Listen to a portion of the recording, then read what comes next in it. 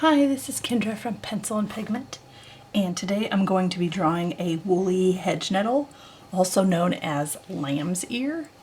And this leaf is thick, it is fuzzy, it is hairy, it is soft, it is like petting, short-haired something. I wouldn't say a cat, like even a short-haired domestic cat isn't quite this fuzzy.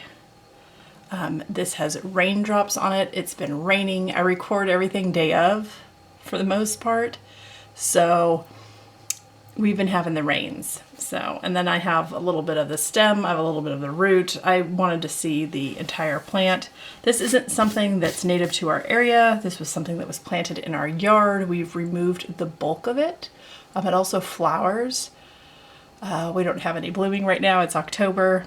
Again, we've removed a bunch of it just in lieu of other things that we would rather see planted. But this keeps coming back, so we're going to take advantage of it and we're going to draw it. Let me see if I can zoom in a little bit more.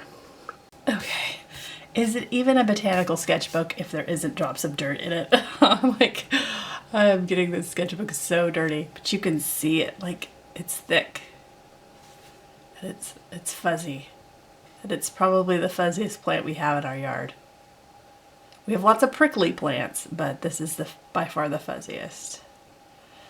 So let me get on to doing some composition sketches. And I just don't want to battle with a paperclip today. We could battle with it tomorrow. Everyday drawing. Welcome to the drawing challenge. Okay, so this whole thing is going to be 100% colored pencil. My previous illustration was half colored pencil, half pen. So it's definitely going to be a couple greens, and then there's not going to be any burnishing. I'm not going to be pressing down as hard as I can. I don't want 100% opacity of the leaf. I want that fuzziness, and to get the fuzziness, I have to let some of the white from the page show through. But the white from the page showing through is going to be gray. And I have a couple grays, don't I? Oh, I did. I have this one, the warm gray 5.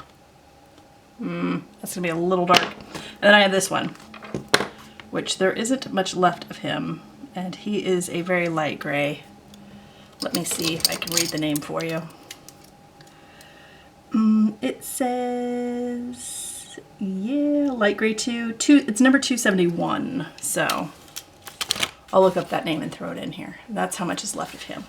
But definitely needs some gray for some of the finer fuzzies. It's not quite going to be the white page. Again, the Lectrum sketchbooks are a very stark white. They're not an ivory paper. Sometimes that makes a difference, sometimes it doesn't. Depends on what you're doing, how you're doing it, how big you're going, your style. Okay, so it's kind of a big 2-leaf and a tiny little one. So that would be like the standard illustration here. Oh, can that be seen at all? Kind of. Or I could have it dropping down. It doesn't grow upside down. This is very much a creative interpretation. Or just random leaves in different patterns. And then the little label where I put the woolly hedge nettle lamb's ear, whatever you prefer to call it. I mean, I've heard it called both things. And then something weird. Maybe we do like a hand holding it. There's someone's hand. And then there's the roots coming out the bottom. That's kind of fun. That is a rough sketch. Hands. The only thing harder than hands are feet. I never draw feet. So I did a whole challenge of that because, oh my god, it was such a challenge. Okay, I don't want it too wet. I don't want to get my page too wet. It's such a fun...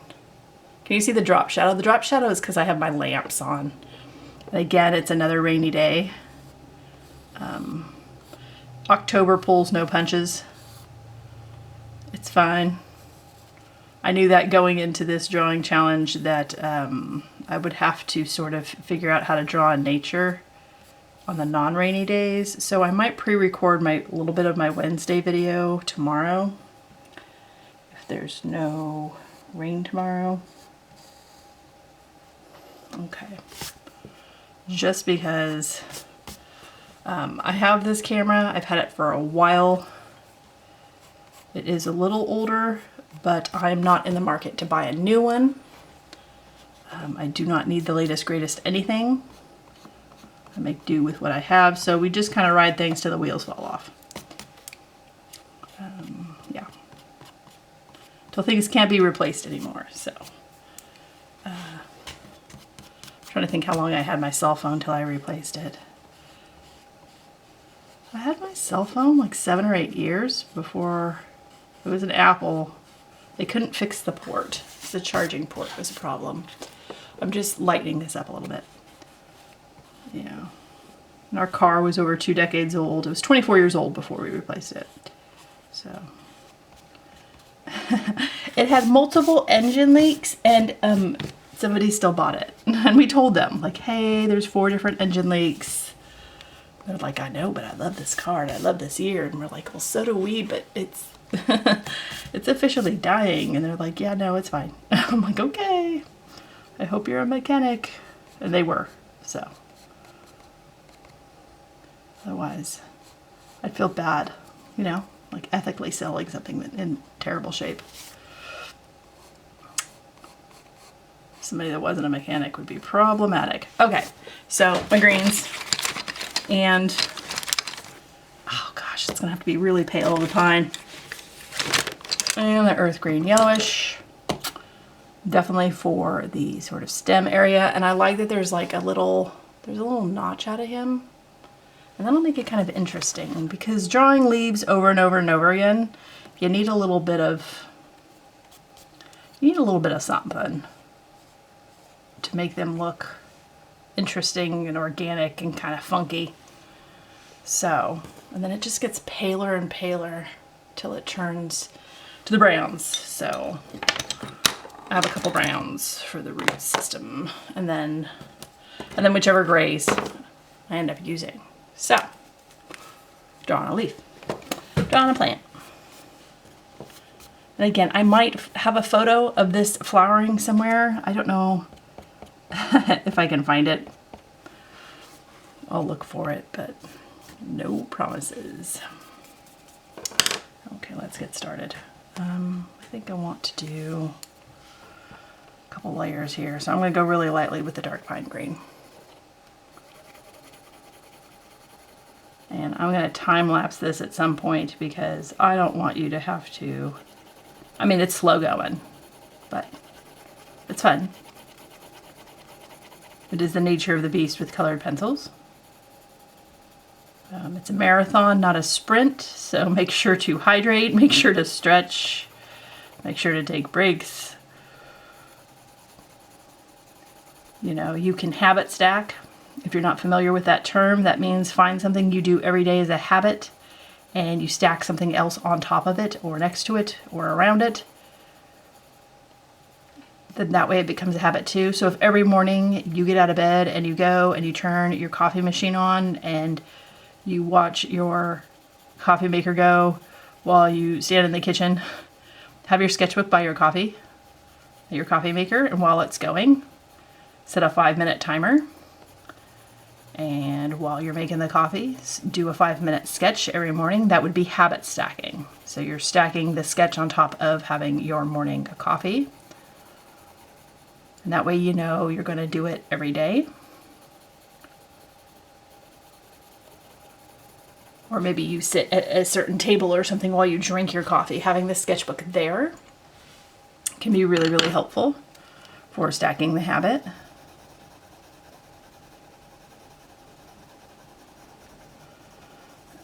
That's the easiest way to get in the habit of doing something every day, is to pair it with something else you do every day that's feasible.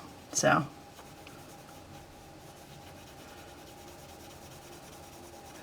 time challenges are a great way to get introduced to a subject matter, get used to a medium, get used to a surface, get comfortable just creating, or just getting comfortable in the creating habit, or getting comfortable creating every day.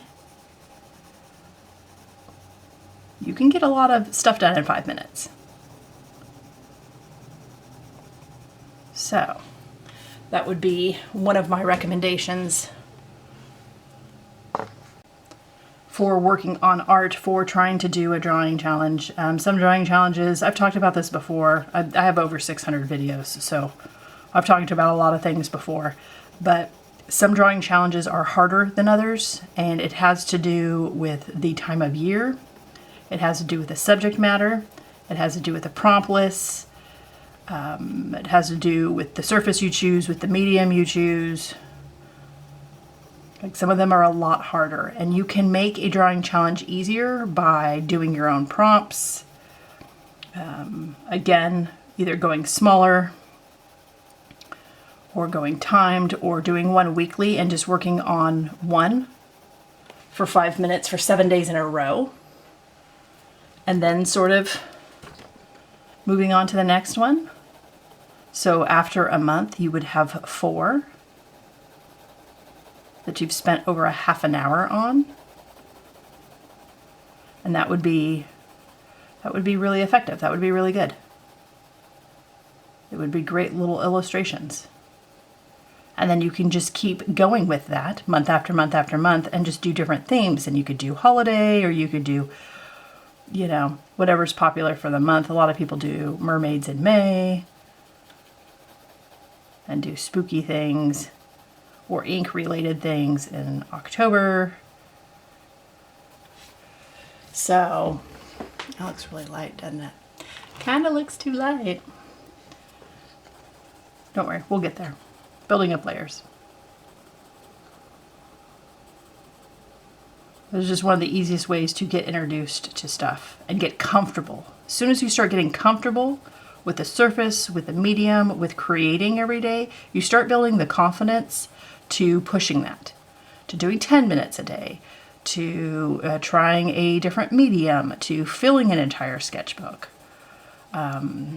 A lot of times it's really tempting to start sketchbook after sketchbook and not finish them, because it's kind of the initial idea that gets people really enthused. Like, oh, I'm gonna draw this with this and fill this with this. And then once the work starts, you know, day 10, day 15, whatever it is, where people start to hit a wall with it, and everybody hits a wall at some point, that's where the actual work comes in. And it's the perseverance and the motivation and the continuing to create. So and if that sounds not fun, if it sounds like that is sort of sucking the fun out of drawing, if that's not how you operate, if that sounds too serious, if this is just, you know, it's a hobby, it's relaxing, and you don't want to do anything like that, then by all means, take my advice with a grain of salt. I work on a different level of output than a lot of people, so keep that in mind, please. I don't want to give advice that would suck the joy out of creating every day, or just drawing or doodling or working on your hobby, or having it be, you know, something for you. It's starting to look a little fuzzy. Okay. My name is Edith Ann, and I ate a box of Kleenex and it tasted fuzzy. Okay. All right. This is a little bit greener. There's a little bit of scarring in through this leaf. It's a little green. So I'm going to press down harder. And that's That's the trick to colored pencils, is how hard you press down and how you blend that out. That is colored pencils in a nutshell. And layering and blending.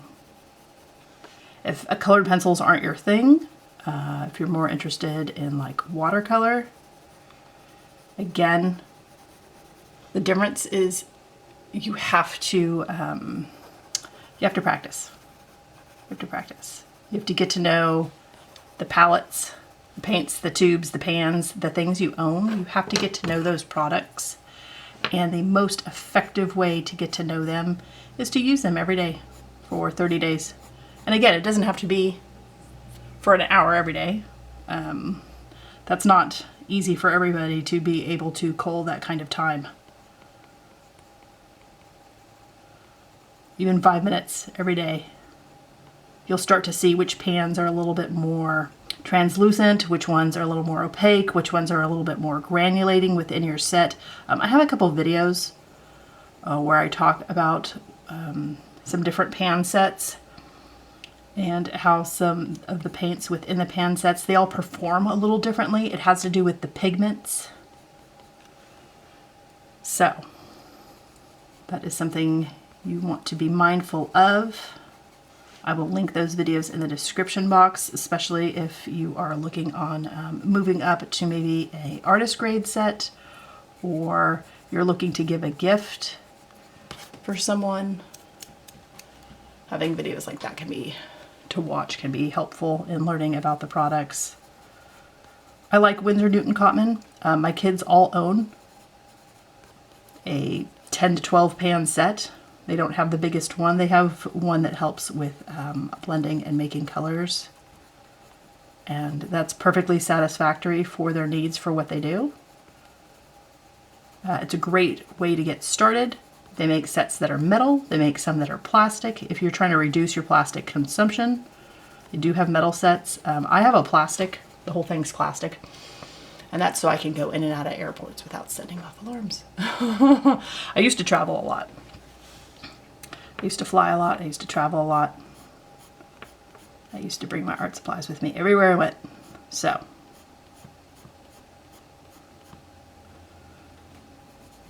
it was nice to have just a $20 set, $15, $20 set that I wasn't worried about banging around in my luggage or my backpack. I travel light. I travel really light. Nothing I was worried about people opening or looking at, you know, TSA. It's nice to have some little budget thing. And I only have one that's super little budget. I don't need multiples. That's not a thing. I know companies make limited edition stuff that is scarcity mentality, and they are doing that for a reason, to get you to continue to buy their products, because their watercolors last a long time. And it takes a long time to use them up. And companies know this, so to get you to continually buy their stuff and keep coming back for more, they have to create some sort of something. Like maybe it's a unique tin that the paints come in, maybe it's a couple new unique colors. They have to keep you purchasing. It's not a malicious thing, it is a money-making thing. That is their job. Their job is to make money. So they are going to figure out how to do that by all means necessary. And that's fine. As soon as you understand it's not personal, they're trying to stay in business so they can provide the products that people love. But they're going to come up with a bunch of really weird things, especially around the holiday season. They will come up with things. There may be some extra sales at different stores to try and, hey, buy it now. You may not need it for right away, but if you buy it now, it'll be less expensive. There are people that study marketing and advertising as their job, and their job is to get you to buy. So they will pull out all the different things in their selling, marketing, advertising arsenal to get you to purchase. There's nothing wrong with buying stuff. Just understand that you may not need it all. You don't have to buy everything you see. And you don't have to buy everything that's advertised online. And it's really, really difficult, especially YouTube, because YouTube really rewards haul videos and pushes haul videos for creators. It's kind of a safe video. They know there isn't anything offensive or taboo in a haul video. It's just consumerism at its finest. So those really get pushed by the algorithm and recommended to people that have never seen your channel before. So one way creators get a ton of followers is to do a bunch of haul videos. But it looks like consumption for the sake of consumption, and it doesn't always ring true. There are some channels that have huge inventories of art supplies, and they solely compare and talk about how one product compares to another product. Those videos are very, very helpful. I would never negate those videos, but to have that much inventory, there's no way they can use that stuff up. There's just no way. Especially if they're creating a lot of YouTube videos. YouTube videos take time. There's a lot of behind the scenes stuff. It's just a lot of time. So to constantly maintain and keep and have an inventory of that size, that's overwhelming to me. And it kind of turns me off a little bit. Like, I want the helpful information, but I don't want to see all those supplies that never get used on a shelf. Like, it's just too much. So, and if you're having trouble with over purchasing or over buying, I have a playlist where I did a no buy art supply for an entire year. I'm currently in the middle of a low buy. I'll be doing a low buy forever. There's no paywall for any of my stuff. My stuff's for everybody.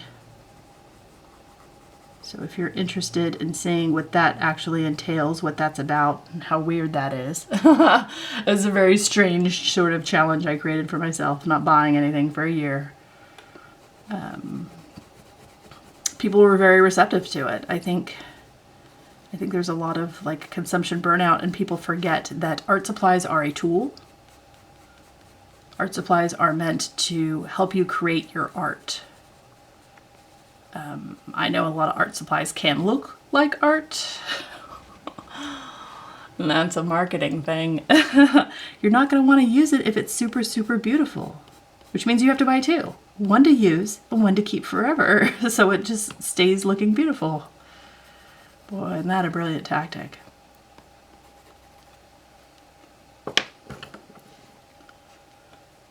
I'm not mad at companies for doing things like that, creating really beautiful products nobody wants to use. They have to stay in business somehow. But you have to realize when that's the ploy. Recognize that that's being done. Okay, that's kind of my fuzzy leaf. Oh, he's so fuzzy. I am just doing really thin lines really close together so you can see the gray peeking through. So it still looks super fuzzy.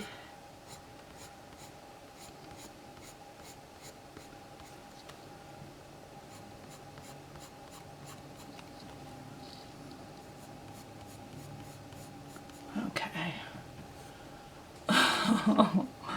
It's a little wild, isn't it? Lamb's ear. I've seen these in bouquets. I have. I don't know how they do it. They don't have super long stems. Like if you're in the floral design industry, I don't know how they do it, but I have seen these. Maybe they're really, really short, little squatty bouquets. They're beautiful. Like if you're doing a wedding or something that's silver, or a, 25th wedding anniversary silver. These plants are a little silver green. They'd be really pretty on a table.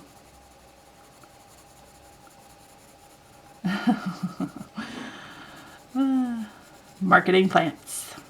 Okay. There's a leaf. Boom. It's not the craziest thing we've seen all week.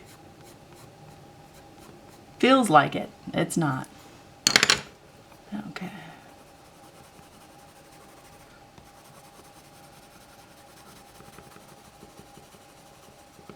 Yeah. All right. Lame is here. I'm going to go into a time lapse now. Enjoy.